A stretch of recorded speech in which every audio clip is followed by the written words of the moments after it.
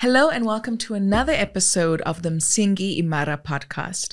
If it's the first time you are joining us, Msingi Imara is a couples network that is dedicated to strengthening foundations. We've seen that we've got microwave generations in our society. We've got relationships and marriages that don't last. And so we really are committed to strengthening relationships, to leaving healthy and beautiful relationships for generations to come. Msingi Imara is founded by myself, Farai Ntuli, and by my husband, Lindokuhle Ntuli, and we're very excited to be here with you today. Today, one of the topics that we're going to unpack is so important that 80% of couples in our network have said, guys, we need you to unpack this topic. Honey, what's this topic? Today, we are talking about building strong foundations. So it's about foundations. And importantly, communications, effective communications. Today we are unpacking, what does building a strong foundation mean? What does it mean to be an effective communicator? I think we've encountered this in our own journey, the importance of building the building blocks. Yes. And importantly, to be so sensitized in terms of how we communicate with each other. Yes. And to help us unpack those very key questions, we've got an expert, Namhla Mbadu. Namhla is a registered therapist with Syked. She is committed to wellness, to mental health support. And we felt like the conversation can't just be driven by the two of us. We're a firm believer in building strong communities that support relationships. And hence we thought, let's invite Namhla into this conversation to share her expertise with us. Welcome, Namhla. We're so excited to have you here. Can you tell us about yourself and about Syked? Oh, thank you so much, Farai and Lindo. I'm thrilled to be part of the conversation, such an important conversation with some of the steps that we sometimes miss in our own personal relationships. So thank you so much for having me. As said, I'm with Syked, which is a mental wellness services provider. We work with individuals, couples, student wellness, as well as employee wellness.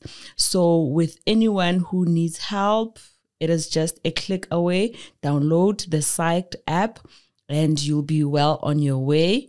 But today, it's all about couples. So thank you so much for having me. I'm sure our couples network are buzzing to know.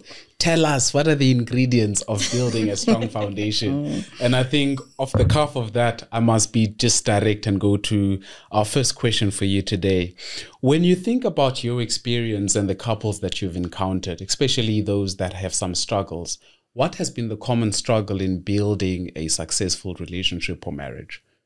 Mostly, it's what we did mention, effective communication. We throw the word around as if it's so easy, but it's really, really not easy to really apply that effectively in our lives. You need to understand, is he hearing me? Is she hearing what I'm trying to say? Am I communicating my message across? Are my emotions acknowledged in this communication? And also another thing that we don't really mention a lot that results with the struggles, it's the flexibility and adaptability that comes with long-term relationships. Sure. So we go through so much in our lives. There's so many external factors that come into play, and we constantly need to adapt, accommodate our partners with all their struggles, their wins as well. Some wins become uncomfortable for couples, so because of the adjustments that they often sometimes need to make. So those are some of the things. Also, I think another one that is a bit of a gray area is boundaries. Sure. Yeah. Setting boundaries. How do you do that without offending the other? Yeah. So I'll end there for now. That is so profound. I think you touched on very profound aspects and elements of having a foundation and building towards a strong foundation in a marriage or a relationship. Yeah. You touched on one of the key aspects that we really respect with my wife in our marriage, which is communication, effective communication. The other one is one that I've not heard a lot, but one that is so important, on adapting. Sure. Because that's so important. And they are numerous ways through which adaptation happens. And I've once heard this profound concept of relationship is not the same throughout the years of its life. You know, so for instance, when you first meet your partner, the relationship is not the same then. You adapt eventually into something else when you guys reach your 2 years because you're more comfortable with each other. And then there is when you've just proposed to her, she's a fiance. You know, it's a different dynamic. Yes. And then you get married to her. It's also a different dynamic. Now you've got to contend with also external factors such as extended family, which were previously our families. So that's another adaptation. And then there's also an important one when we then have children. It's also different lives that we're living, and how do we adapt to that? And in some cases, we see marriages and relationships fail, and it's particularly because people expect the same relationship to be consistent throughout different phases of life. You know, I've got to realize that now that my wife has a son, I've got to be more intentional in being present. To say, honey, you take care of the little one. Of course, I'm here. I do my due diligence insofar as taking care of our little boy is concerned. But my primary concern now is you. You know, you two being happy is what takes care of me. So don't worry about me. Worry about the little one. I'll worry about you, you know. And then when the kids also grow up, that's a different dynamic. You know, when the kids move out of the house, have their own marriages, that's another dynamic. So you've touched on such a key aspect of adapting. And then the last one was the importance of flexibility. Yes. And I think, you know, Namhla, what you've highlighted are the characteristics of couples that work, right? It's flexibility, adaptability, communication. What else have you seen from your line of practice makes a couple work? And where have you seen, on the opposite hand, where couples struggle? All right. Mostly besides the opposite of just what I said in terms of them lacking the adapting and the flexibility that comes with growth, that comes with life changes. There's also respect. We need mutual respect within the relationship. When you know how to address your partner or your husband, how you talk to them, how you refer to them, how you talk to them in their absence. Sure. And also making sure that everyone else holds them to the same standard as you hold them to. You know, and then there's also honesty, loyalty, whether it lacks for those that don't last, and then it's elevated for those that do last in their relationships. So loyalty and honesty is very important. Transparency is very important in terms of finances, movement. You know, we can even take it to long distance relationships. With long distance relationships, transparency is very important. Constant communication is very important. And then at times, others are coming through the relationship with their previous traumas, their emotional wounds, you know. So also sensitivity towards that also influences how you then handle all of those factors now in the relationship. Sure, you've highlighted so many gems in terms of, you know, what are key foundation points that make a relationship successful.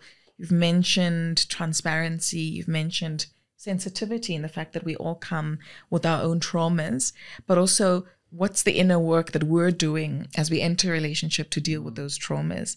You mentioned honesty and loyalty and respect. And I feel like that is such an important one, which I just like us to park a little. We often hear that men and women have different versions of what respect looks like.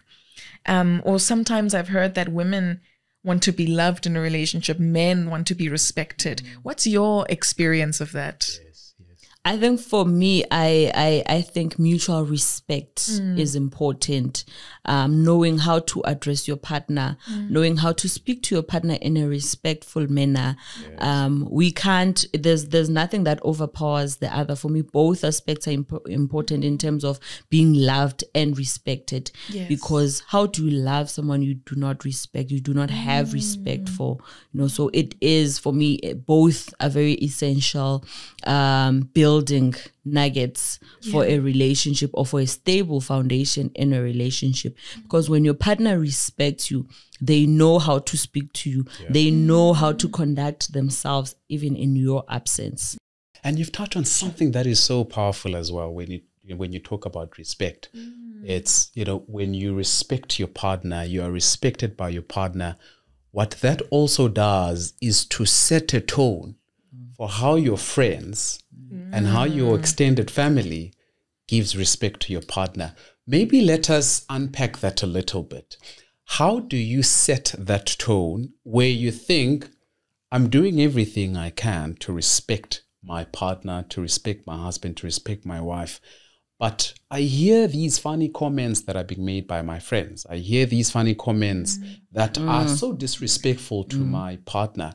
How do you address that, and how do you set the tone back to respect practically? Sure. And those are really common occurrences. So firstly, don't entertain. Set that boundary. Don't entertain those snide remarks, those snide comments that people tend to make to you, because if you then start entertaining those, people will think that's how you view your partner, and it'll give them the freedom to one day call out your partner out of their name, things like that.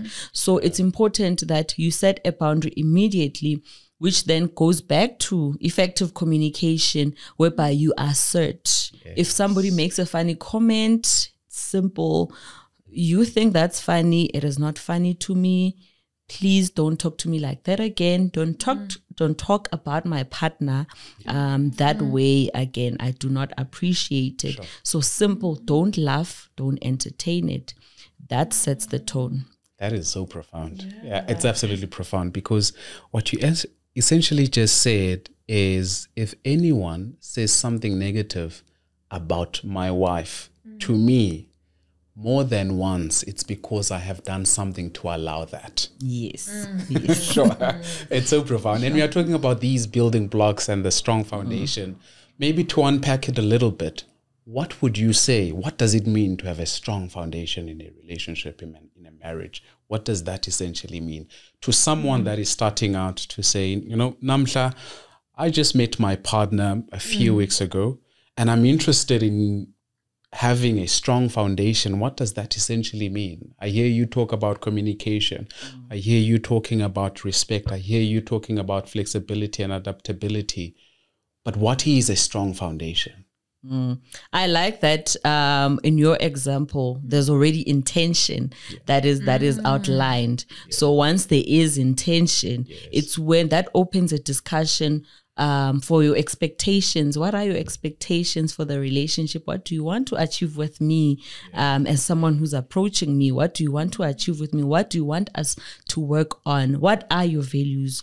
What is your background? I know sometimes we tend to judge people from different backgrounds, but what are you learning and relearning? What do you want to do away with in terms of your background, So having that intentional discussion and understanding that your values align or misalign.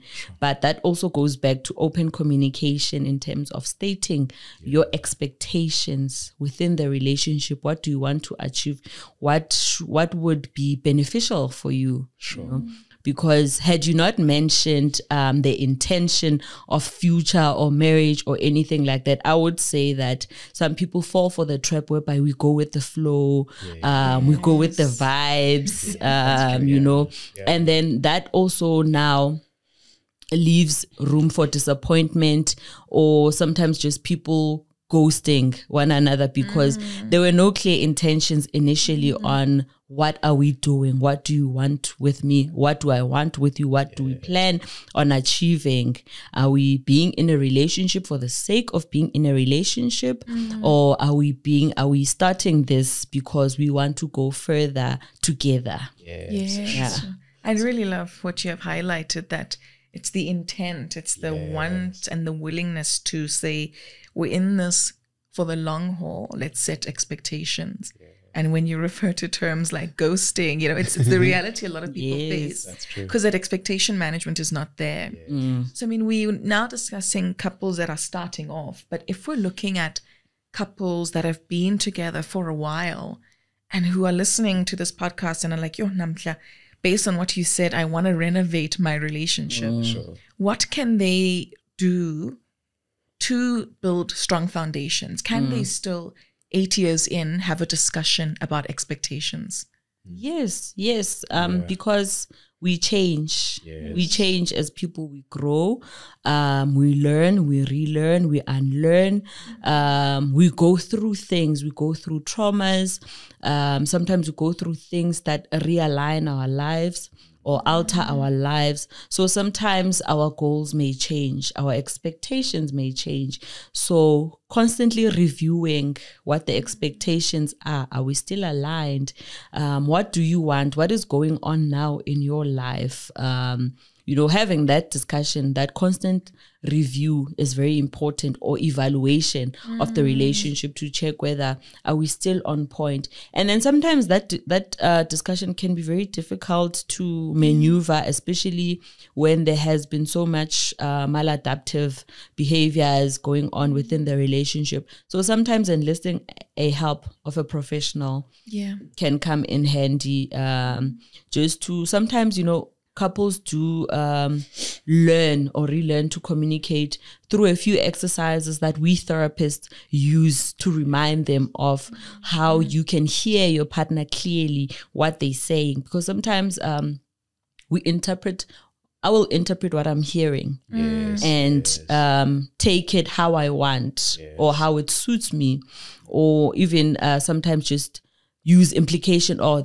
they're implying this, they're implying that, without really getting the message.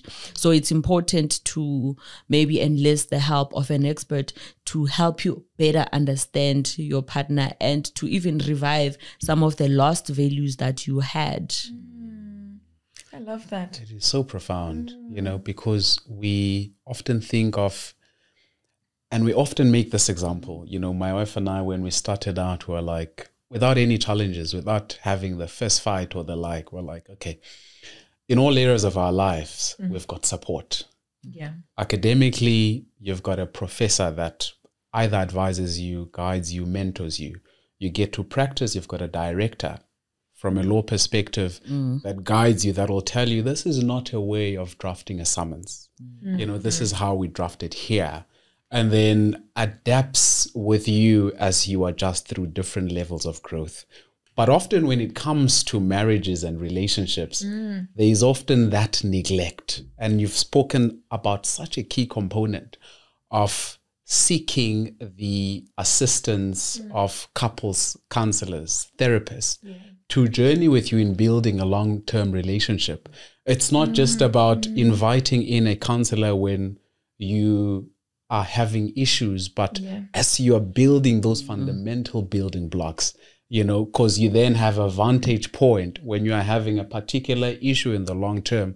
It's like, oh, actually, we have encountered this kind of scenario going through the challenges with our couples counselor, And speaking of those dynamics, I think perhaps now it's a good point to look at the other side of the conversation, which is effective communication. I think you had touched on this earlier when you were speaking about the building blocks of a strong foundation, and effective communication was one of the elements that you cited. What would you say is effective communication? What are the elements of effective communication? All right. I'll start with just unpacking some of the other factors in terms of the mistakes that we do in communicating. There's different ways to communicate. We have passive communicators, people who just let things go. It's like, it's fine when it's really not. Yes. We have passive aggressive communicators. I'll just risk it and say it's those people who pride themselves as straight talkers. Yeah. They can be quite aggressive at times because they give the message as raw as it is, you know. Sure. And then there's assertiveness, which is the most positive one, the one that really works. It's not as simple. It's not as easy as, it's easier said than done, but it takes practice. Sure. So with assertiveness, it's when you're just sticking to the facts. Yeah. If you're addressing a feeling, I feel like when you do 1, 2, 3, that's how I feel. Yes. When you do 1, 2, 3, that's what I think. Yes. You know, that's when you really think about what you're going to say. Yes. Stick to the facts. Don't attack a person's character. Yes. Whereby, for an example, you say, you just don't care, you are careless, or you are stupid, you know, things like that. You don't attack the person's character, you address the issue. So when you do this, when you don't pick up the phone, you make me worry about your well-being, your safety, for an example. So if you're unable to take my call, please drop a text to say, call you later, or in a meeting, you know, things like that. So communicating what or addressing what your challenges are when somebody does not respond to you on time or by the time you need them is very important. And what would you say on this very score that you just highlighted now? Someone is here saying, I hear what you're saying, and I completely agree.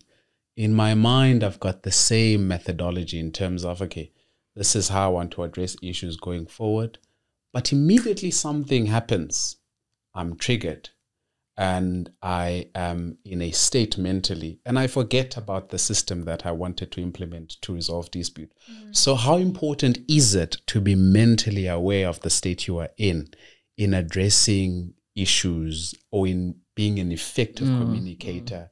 Because I think you are giving us such important nuggets. But how is the state of mind? What role does the state of mind play in communicating? Should you assess it at all, or should you seek to implement the strategies without assessing how am I feeling at this moment? And that is such an important part of the conversation that I had forgotten when I was unpacking effective communication, because it then comes with what we call emotional intelligence. Yes. Because with emotional intelligence, it's when you are self-aware. Yes. You are aware of your thoughts, aware of your behaviors, aware of your reactions.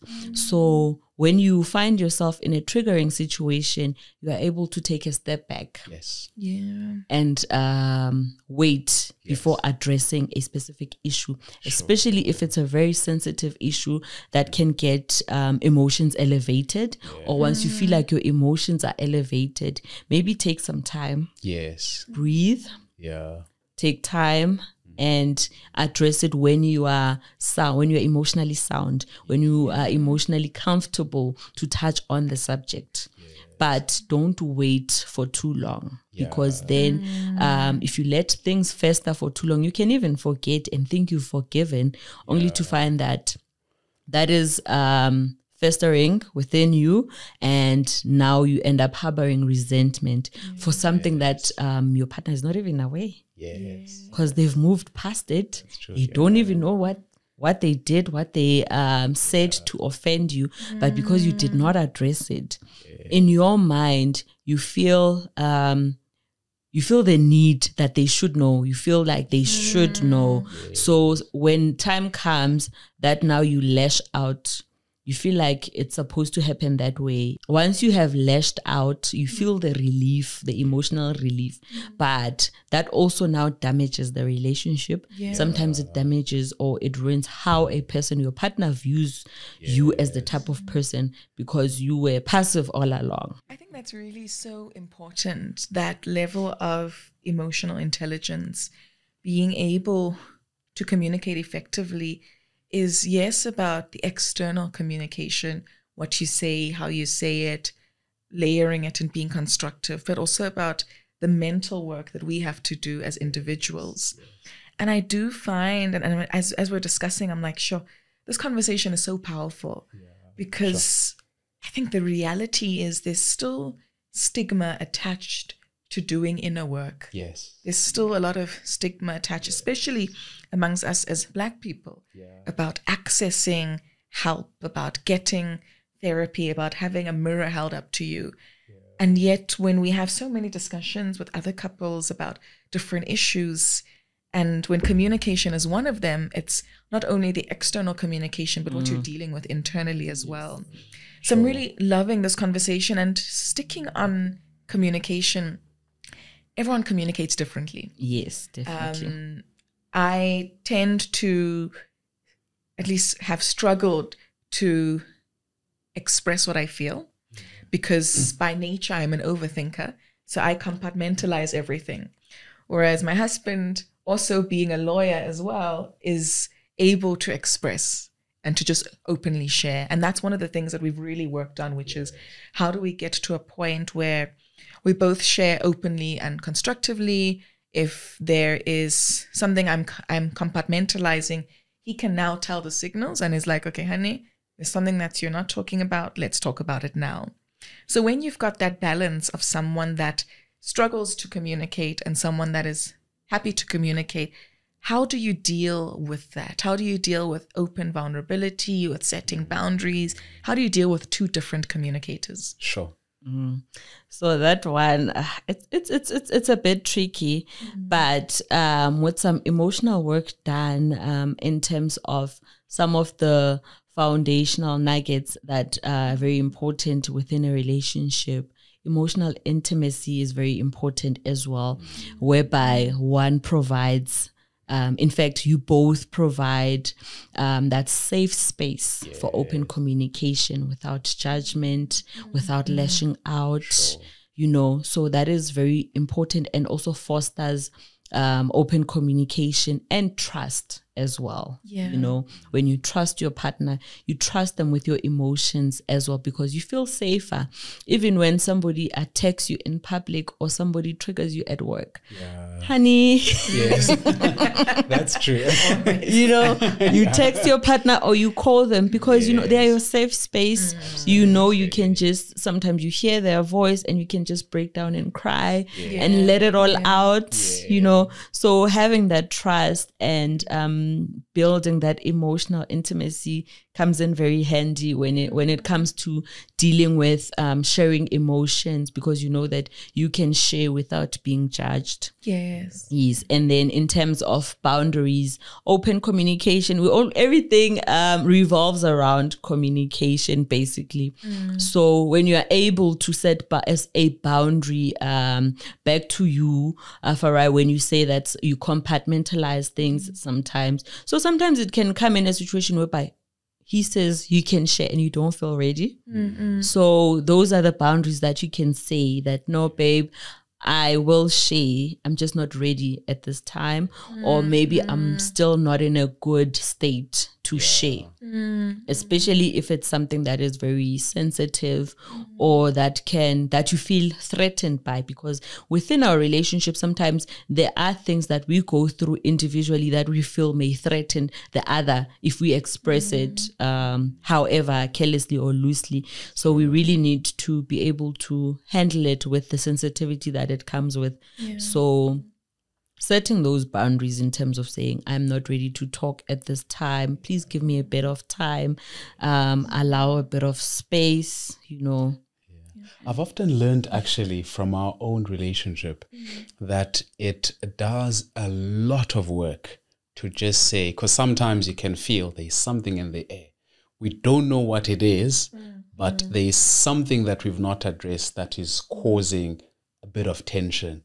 And we've realized that in our own relationship and marriage, it helps to just say, honey, I am still processing. There's something that just affected me. I will discuss it later with you once I've processed. That what that does is to disarm your partner and your spouse from saying, did I do something wrong? Yes. Because I've realized previously, either of us would be saying, what did I do? You start thinking, where was I today? You know, was it the manner in which I smiled at her today? You know, but what that does then, once you tell her that there's just something that bothered me, I'm still processing, you know as well that it comes from such a good and healthy place that she wants to express herself with the intention that a healthy relationship deserves. Yes. You know, I've realized this as well. And it also happens, it happens historically, but we never really had the terms for it. Now we've got terms for processing. I never understood because my mom is here. My mom talks, yappa, yappa, yappa. And my dad would be so quiet. My dad would be so quiet. And then you see him after a few minutes, he just goes out, steps out. You'll not hear from him for a while. And then he'll come in later. And then he sits with his wife, discusses whatever. And then because my mom is more calmer now, she, by her own self, was able to process a bit what was happening. And she's more receptive to whatever responses that my dad can give. And then we've realized that in ourselves as well, that sometimes, no matter how much I can be bothered by something, it's important to alert my wife what is happening mentally so that she does not, what's the term? Internalize my processing as something that she has been a cause of, you know. I really love that. And I think what's also helped us is just like, one, it's the check-ins on a Sunday. So we have check-ins on a Sunday where it's our time to say, all right, how was the week? How are you feeling? What went wrong? What went right? Yes. And that's been so helpful so that we can keep each other in the loop of what's happening up here and what's happening here as well. Yes. So we'll ask like, okay, how's your heart doing? Yes. You know, like, how are you feeling emotionally? And I think that's been so helpful so that we always have a platform to express. Yes. And of course, if there's something in the week that's urgent, we'll look at it then. But I think it always helps us to also look forward to things and to just really process things as well. And it also helps us to adapt at the same time because we ask each other such fundamental questions like openly and honestly, is there something that I may be doing that I'm not conscious of that is affecting you? And how can I change that? You know, where would you like me to be more present and more supportive?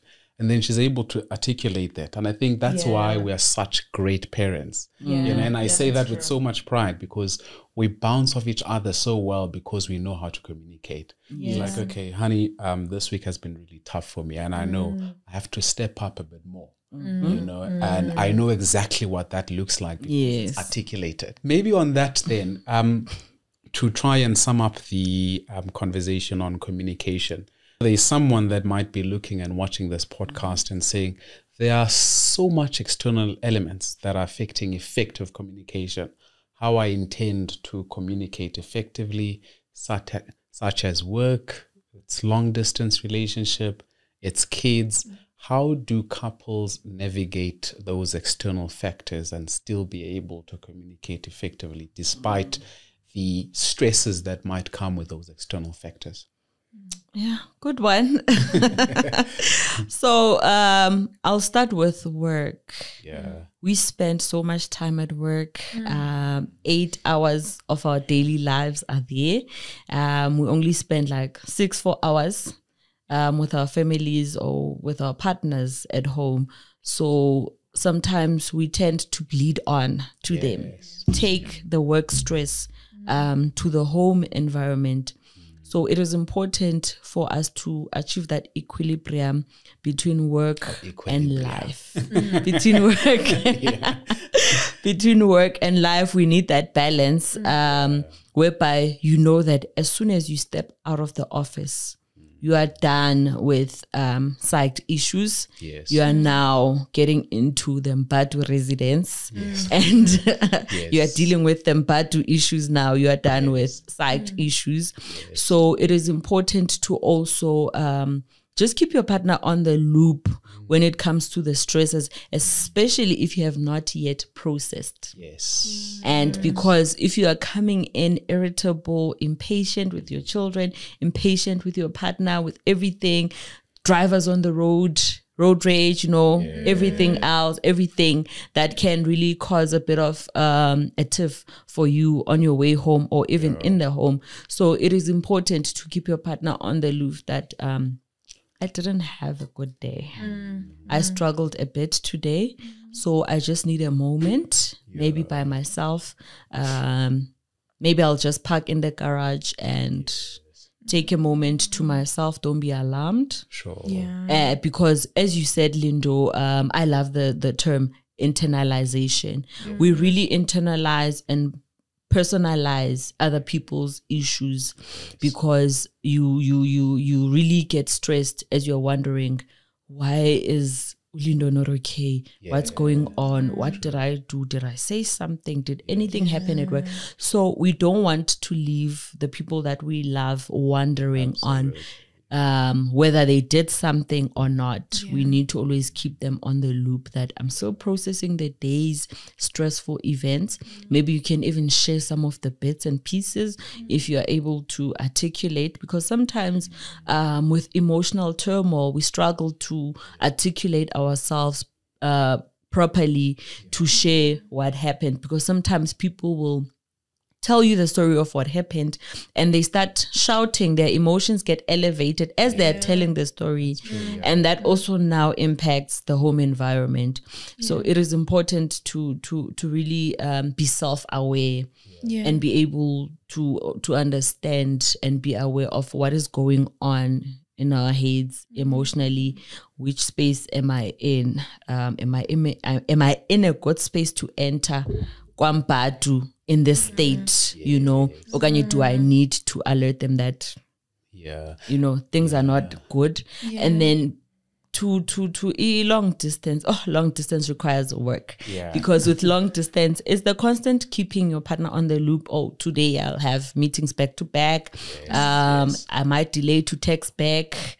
I might delay or not call you at our usual time, because normally with long distance couples they have a specific routine whereby call in the morning, call during lunchtime, call in the evening on their way home, call before bed, so constantly making sure that you keep your partner on the loop of around your movements so that they don't suspect anything.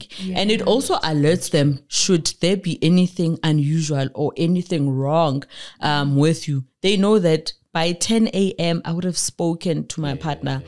Where is he? What is happening to him? Then they start trying to find out what is going on. So which is why sometimes you can find someone in Durban knows what's happening with your brother, while your brother probably maybe was involved in an accident before you even know, while you're here, because of they pick up on the unusual things that are now happening.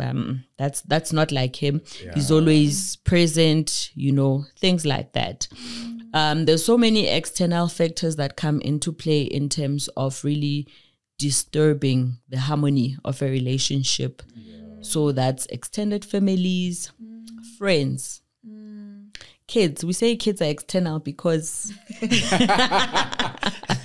even though we live with them, but they are part of the external factors because they are not in our space. They don't live in the main bedroom. That's our space. Our couples counselor says you guys are the core. Yes. And everything else is outside. Yes. You can be family, but you are the core. And how you protect the kids is protecting the core. Yes, definitely. So kids also are an external factor. So I'd say with managing parenting, it's also important to make sure that your values are aligned. Yes. How do you want to raise your kids? What kind of people do you want them to be? What schools do you prefer? What careers do you think you like for your kids? Because sometimes another thing that causes conflict with couples who are parents is that it's the conflicting views, plans, ideas, and expectations on how the kids are growing up. Absolutely. One sometimes had a dream of being a rugby star, and they enlist the child to a school that is famous for having rugby scouts and all of that. So now they want to live their dream vicariously through their kids, you know. So you find that it affects the other person, but they don't want to ruin that for the other parent.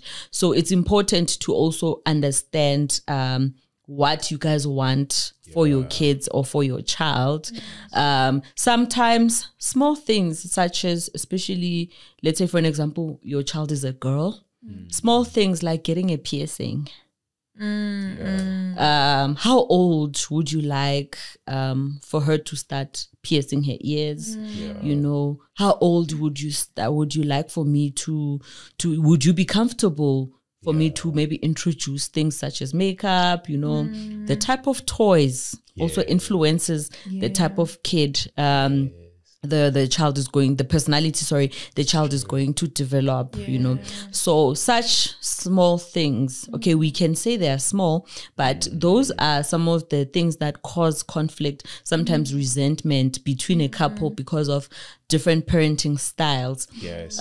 Also the involvement of extended families in terms of grandparents. So we find the child is spending more time in this family without this family. I know that sometimes the influence would be initial conflicts or disagreements that they've heard. You know, there's so many factors that come into play depending on which side of the family is more involved with the child.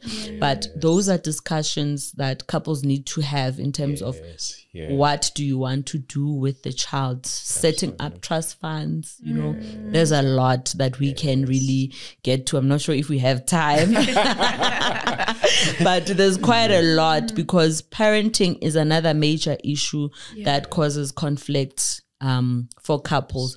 And then another strong foundational aspect that I had omitted to mention earlier is conflict resolution.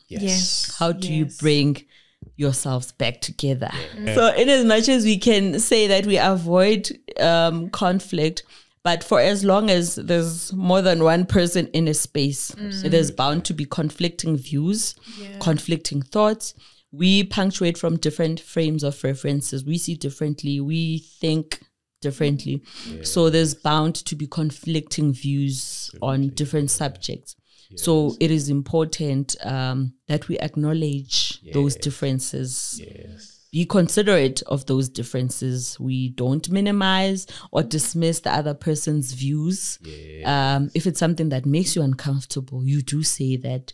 And as much as you think this is okay, it's uncomfortable for me. You know, so it's important to have such conversations and try and have your own methods of resolving conflict. I like what you said when you said that if your partner is really not in a good space, you just communicate that still processing. We're going to have a discussion about this later on when I'm fine.